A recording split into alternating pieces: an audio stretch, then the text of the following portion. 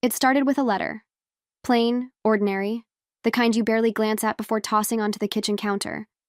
But as my eyes scanned the words, my stomach twisted into a knot so tight I could barely breathe. A debt. A massive one. In my name. I read it again, my hands trembling, willing it to be some sort of mistake. I had never borrowed this money. I had never even applied for a loan. And yet, the numbers stared back at me, cold and unforgiving, like a sentence I hadn't been around to hear. At first, I clung to denial. Identity theft, a banking error, there had to be an explanation. I spent hours on the phone, bouncing between hold music and scripted apologies, desperate for someone to tell me I wasn't responsible for this. But when the details started falling into place, my stomach dropped. The loans weren't the result of some faceless scammer or clerical mistake. They had been taken out by my own parents, and they had used my name. The confrontation was nothing like I expected. I had braced myself for guilt, for regret, maybe even an apology. Instead, my father just sighed, as if I was the one being unreasonable. "We raised you," he said flatly. "We sacrificed for you. This is just your turn to step up." My mother, ever the mediator, tried to soften the blow. "It's for the family, Julia. We knew you'd understand." Understand? How was I supposed to understand being betrayed by the very people who were supposed to protect me? My voice caught in my throat, not from sadness, but from rage. I left that conversation feeling hollow. The weight of their words, their expectations, pressed down on me like chains I never agreed to wear. I had spent years building my life, my independence, my sense of control. And in a single moment, it had all been signed away. By them. But betrayal has a strange way of sharpening you. The cracks in my foundation weren't breaking me. They were making me see things differently. And for the first time, I felt something new, the urge to fight back. That night, sleep was impossible. I lay in bed, staring at the ceiling, my mind a tangled mess of disbelief and anger. How could they do this to me? How could they smile at me every day, knowing they had taken something so massive without even asking? My entire life, I had worked to be responsible, to be smart with money, to never rely on anyone for more than I could repay. And now, because of them, I was drowning in debt I never asked for. I thought about the sacrifices they claimed to have made. The clothes, the food, the roof over my head. Was this their justification?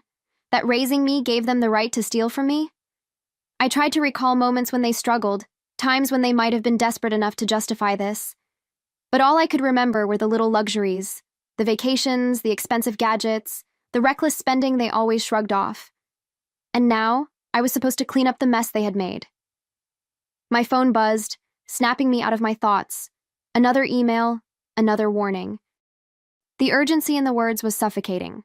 Delinquent, overdue, final notice. As if I was some reckless debtor who had ignored my obligations. As if I had done this to myself. I gritted my teeth, my fingers tightening around the phone.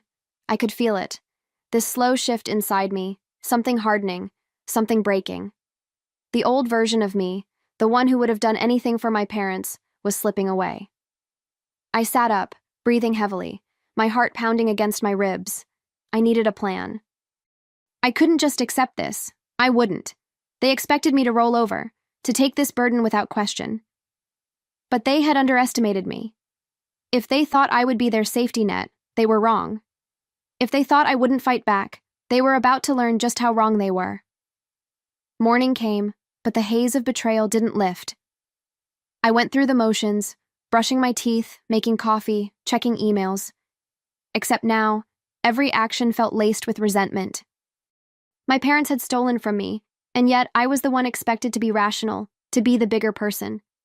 The thought made my stomach turn. Was I really supposed to just accept this? To quietly shoulder their mistakes while they carried on as if nothing had happened? I couldn't bring myself to call them. Not yet. I knew what would happen. The guilt trips, the excuses, the way they'd twist this into something I owed them. I could already hear my mother's voice, soft but insistent. "We had no choice, Julia. We knew you'd help." And my father, less patient, more blunt. "You're being selfish. Family takes care of each other. But where was that care when they forged my name? Where was that love when they turned me into their financial scapegoat?" I stared at the pile of bills, the emails, the numbers that seemed to multiply by the hour. This wasn't just money, it was control. They had taken something from me far greater than a number on a bank statement. They had stolen my choices, my security, my trust, and if I let them get away with it, if I agreed to clean up their mess, they would own me forever. I wouldn't let that happen. For the first time since opening that letter, I felt something close to clarity. If they expected me to quietly accept my fate, they were about to be disappointed. I wasn't their pawn. I wasn't their safety net. And I wasn't going to be their victim. This wasn't just about getting out of debt. This was about getting my life back. The first calls came before noon, a number I didn't recognize, but I knew exactly who it was. I let it ring. Then another, and another. By the fourth, my voicemail pinged, flat, robotic, a voice reading off a script about my delinquent account and urgent action required. My hands clenched into fists. It had begun. The debt collectors were circling, and I was their prey. By evening, my bank app refused to open. Error. Account restricted. I refreshed the screen again, a cold sweat forming at the back of my neck. The money I had worked so hard to save, gone. Not stolen, not withdrawn, but frozen. Locked away until I could resolve the outstanding balances I never agreed to. My breath came in short, sharp bursts. My entire financial life was unraveling, and I couldn't stop it. Panic crept in like a slow poison. Every transaction I had made, every carefully planned budget, none of it mattered anymore. I was drowning in numbers I never spent, fighting consequences I never chose. And my parents? Silent. No calls, no texts, nothing. As if they had simply handed me this mess and walked away. As if I was nothing more than collateral damage in their financial disaster. I wanted to scream, to throw something, to call them and demand they fix this. But deep down, I already knew the truth. They wouldn't. They couldn't. Because in their minds, this wasn't their problem anymore. It was mine. And if I didn't find a way out, I'd be trapped under this weight forever. I stared at my phone, my thumb hovering over my mother's contact. I wanted to hear her voice, to demand answers, to make her explain how she could do this to me. But I knew exactly how that conversation would go. She'd sigh, maybe even sound a little sad, but not guilty. You don't understand, Julia. We had no choice. The same tired excuse, wrapped in the same manipulative softness. And my father? He'd be worse. You're overreacting. It's just money. We're family. Family. The word felt tainted now, a weapon instead of a bond. If I called them, they wouldn't be sorry. They would make me feel like the bad guy, like I was the one betraying them by refusing to shoulder their mess. And for a second, I hated myself for even hesitating, for still wanting, after everything, to believe they cared. But love shouldn't come with a price tag. It shouldn't come with a debt collector attached. The next call wasn't from them. It was another collector, this time a real person. Their voice was smooth, professional, but firm. They rattled off numbers I couldn't process, payment plans I had no intention of agreeing to. And then, the question that sent ice down my spine. Are you willing to take responsibility for this balance today? I swallowed, gripping the phone so tightly my fingers ached. This was it, the moment they were waiting for, the moment I gave in. I ended the call without a word. My heart pounded against my ribs, my pulse thundering in my ears. No, I wasn't willing. I wasn't ready. I wasn't going to let them win. My parents had handed me this disaster expecting me to cave, to accept the weight they had dumped on my shoulders. But they had made a mistake. They thought they had broken me. They thought I had no choice. They were wrong. The pressure was suffocating. Every hour, a new call, a new email, a new reminder that my life was no longer my own. My credit score was plummeting, my bank accounts were frozen, and my name, was tied to a debt so enormous it felt like a life sentence. I kept waiting for the anger to dull, for the panic to settle into something manageable, but it only sharpened. The more I thought about it, the clearer it became. This wasn't just debt. It was control. And my parents knew it. They weren't reaching out because they didn't have to. In their minds, this was already over. I was the responsible one. the one who always handled things, the one who never let anything fall apart. I was supposed to accept my fate, to take their mistakes as my own, to pay for their choices because that's what they had decided my role was. They didn't need to explain. They didn't need to apologize. In their world, this was already settled, but they didn't know me as well as they thought. I sat at my desk, laptop open, fingers hovering over the keyboard. If they had expected me to break, they were about to be disappointed. I wasn't their pawn. I wasn't their safety net. And I wasn't about to let them erase me under a mountain of debt I never chose. There had to be a way out. Loopholes, legal technicalities, something they hadn't considered. I didn't know what my next move was yet, but one thing was certain. I wasn't going to let them win. I had spent my whole life believing that family meant trust, sacrifice, unconditional love. But love was not supposed to feel like this, like suffocation, like a noose tightening around my neck. I closed my eyes, taking a slow breath. They had stolen from me, lied to me, trapped me, and now they expected me to fix it, to be their victim. But that wasn't going to happen. If they thought I was just going to roll over, they were about to learn exactly what I was capable of. I stopped reacting, stopped answering calls, stopped panicking.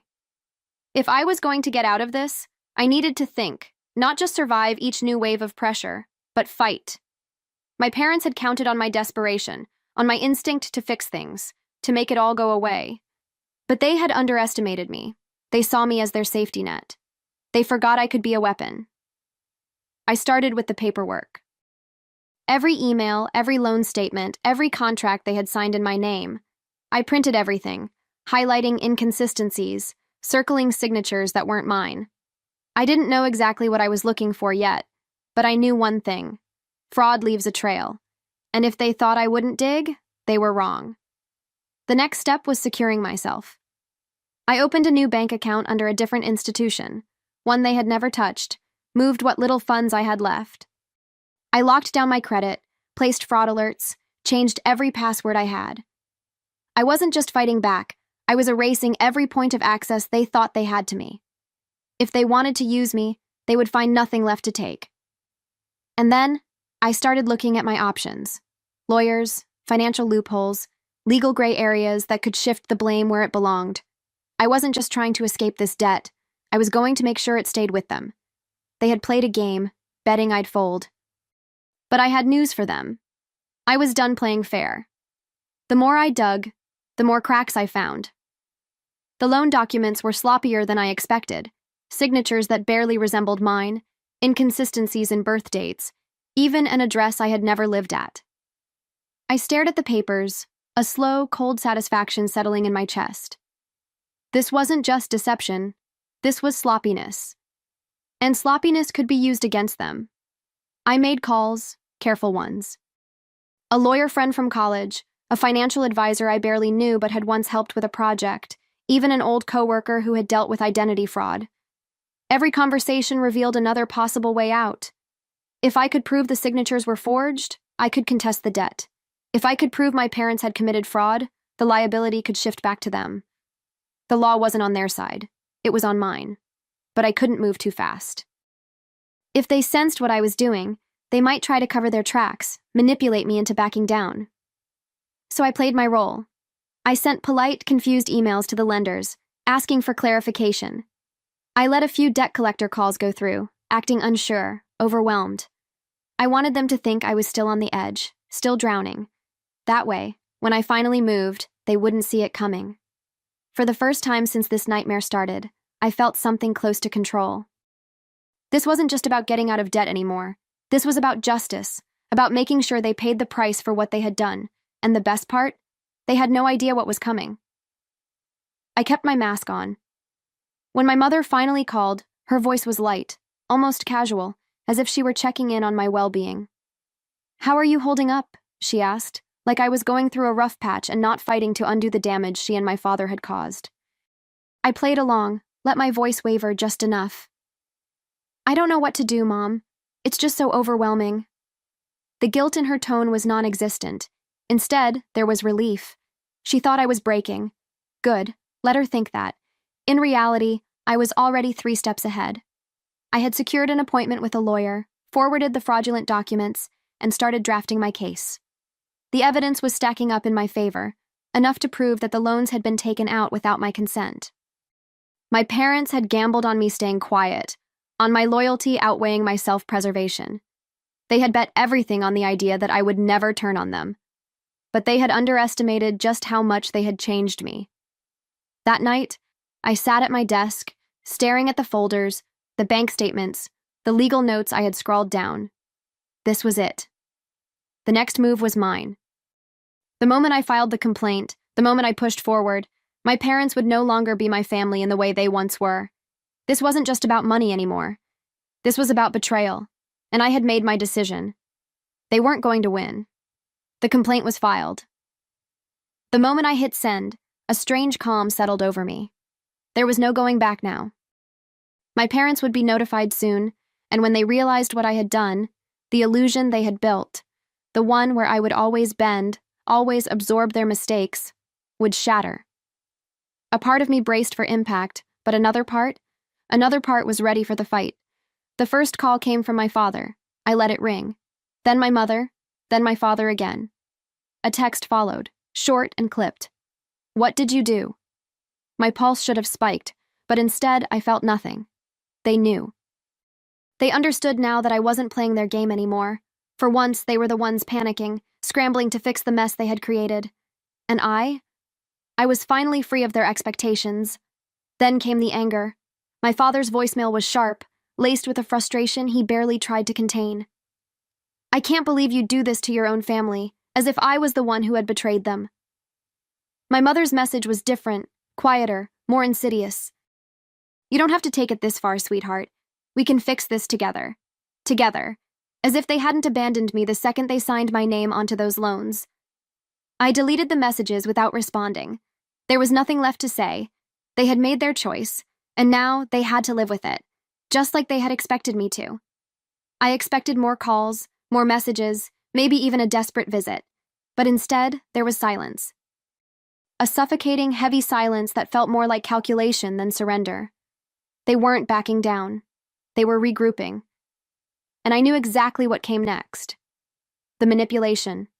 The rewritten version of events where they were the victims, and I was the ungrateful, selfish daughter who had turned her back on her family. It didn't take long for proof of that to surface. A text from my aunt, laced with faux concern. "Julia, your parents are really struggling. They're heartbroken over all of this. Maybe there's a way to work things out?" Then another from my cousin, less gentle. "I don't know what's going on between you and your parents, but this isn't how you treat family." I exhaled slowly, my grip tightening around my phone. It had begun. They couldn't argue with legal documents. They couldn't erase their signatures. So instead, they were trying to erase me. Not physically, not entirely, but in the way that mattered, in the way that made me question myself. Had I gone too far? Should I have tried harder to resolve things quietly? The old version of me, the one desperate for peace, for validation, might have given in. But that girl didn't exist anymore. I ignored the messages, set my phone aside, and focused on what mattered, protecting myself. I had already taken steps to separate my finances from them, but now I needed to sever something even deeper. The guilt, the conditioning, the invisible strings that had kept me tethered to them for so long. If they thought shame would pull me back, they were about to be disappointed. I wasn't that person anymore. I wasn't theirs to control. The final blow came through an email. Not from my parents, but from their lawyer. A formal, sterile message outlining their position, as if this were just a business dispute, as if they hadn't shattered something irreparable between us. They weren't admitting fault. Of course not. Instead, they were claiming misunderstanding, shifting blame, painting themselves as victims of a system that had left them with no choice. I almost laughed. No choice? They had a choice every step of the way. They had a choice when they signed my name, when they took the money, when they ignored every call from the banks. And now, when faced with the consequences of their own decisions, they wanted to rewrite reality, make it seem like I was the one punishing them. As if I owed them forgiveness. But I didn't owe them anything. I forwarded the email to my lawyer without responding. Let them fight this in court if they wanted. Let them twist themselves into knots trying to justify the unjustifiable. I wasn't playing along. I had already made my decision the moment I filed the fraud report, the moment I stopped answering their calls, the moment I put myself first. And yet, as I sat in the quiet of my apartment, something heavy still pressed against my chest. Not regret, not guilt, just the quiet, sinking truth that no matter how much I fought back, no matter how much I freed myself from their financial mess, I would never fully escape them. They had stolen more than my money. They had stolen my trust, my sense of safety. That would take longer to rebuild, but I would rebuild it, on my terms, without them. The strangest part was the quiet. After months of stress, anger, and confrontation, I had expected some grand, dramatic resolution, one final explosive moment where everything was laid bare. But there was no closure, no cinematic ending, just silence. My parents had stopped trying to reach me. No more texts, no more calls, no more guilt-laced messages from relatives. It was as if I had never existed. And yet, their absence felt like both a victory and a wound. I had won. I had freed myself from their financial trap, ensured they were the ones left dealing with the consequences of their actions. But I had lost something too. The illusion of family. The comforting lie I had told myself for years, that no matter what, they would always protect me. That had been shattered beyond repair. I caught myself hesitating before filling out forms, before signing anything official. The paranoia lingered, like a bruise that wouldn't fade. I triple-checked my bank accounts, changed my passwords again, scanned every document I was handed. What they had done had rewired me, made me suspicious, careful in a way I never had to be before. The damage wasn't just financial, it was woven into me now, into the way I moved through the world. But it wasn't all bad. The fear had changed into something else, something sharper, something stronger. I wasn't the same person who had opened that letter months ago, shaking and desperate for answers. I wasn't naive anymore. I wasn't someone who could be used. I had lost something, yes, but I had gained something too. And for the first time in my life, I wasn't afraid to stand on my own. Freedom didn't come all at once. It wasn't a single moment of relief, but a slow unraveling, like peeling away layers of something rotten, something that had been wrapped around me for too long. Some days, I felt lighter than I ever had before, untethered from their expectations, their manipulation, their endless demands. Other days, the weight of it all settled in unexpected places. A pause before answering a phone call, a flicker of hesitation when filling out paperwork. The damage they had done wasn't something I could just shake off, but I was healing. In ways I never thought I would. I found myself relearning things I should have already known. How to trust my own instincts, how to make decisions without bracing for backlash, how to exist without constantly explaining or justifying myself. For the first time in my life, I wasn't making choices based on how they would react. I wasn't waiting for permission, for approval, for validation. I was just living. Their absence became a kind of quiet space in my life, one I didn't rush to fill. There were no forced holiday visits, no strained phone calls where I tried to keep the peace, no more waiting for the next inevitable crisis, the next demand, the next carefully placed guilt trip. And maybe that was the biggest shift of all, realizing that I wasn't missing anything, that I wasn't grieving them, that I had walked away and instead of feeling lost, I felt found. For the first time in a long time, I belonged to myself. Some scars never fully fade. I knew that. Even as I moved forward, even as I reclaimed my life, there were pieces of me that would always bear the imprint of what they had done. Trust didn't come easily anymore. Not with banks, not with legal documents, and certainly not with people. I questioned everything, dissected every promise, every offer of help.